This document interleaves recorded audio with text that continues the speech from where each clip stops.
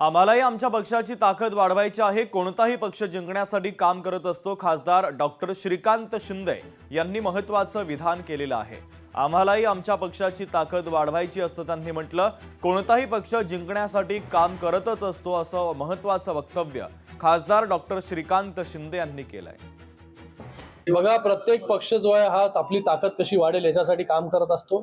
आम्हाला देखील आमच्या पक्षाची ताकद जी आहे ती वाढवायची आहे। त्याच्यासाठी आजची ही बैठक जी आहे ती आम्ही घेतो आणि याच्या पुढे देखील विधानसभा न्याय असेल, वारंवार बैठका आपण पाहिलं असेल। याच्या अगोदर शिंदे साहेबांनी देखील VCच्या माध्यमाने संपर्क प्रमुखांची बैठक वारंवार घेतलेली आहे। आमदारांची बैठक जी आहे ती घेतलेली आहे। तर येणाऱ्या काळामध्ये जिथे शिवसेनेची ताकद नाही, जिथे शिवसेना कमी ताकदीची आहे, तिथे देखील शिवसेनेची ताकद कशी वाढेल याच्यावरती जाईल काम केलं जाईल। या बैठकीनंतर जे आहे हे रूपरेषा जी आहे ही कार्यकर्त्यांना, पदाधिकाऱ्यांना दिली जाईल की कशा प्रकारे पुढे आपल्याला जायचंय।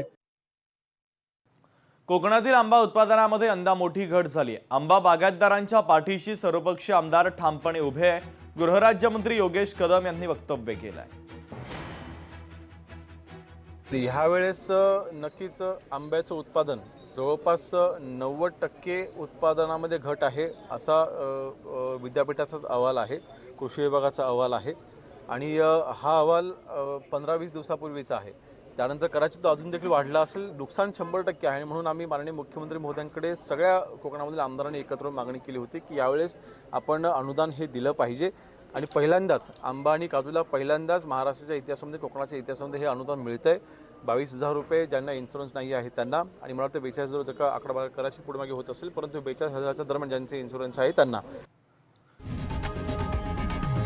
लोकशाही मराठी ऐका, पहा, जागरूक रहा।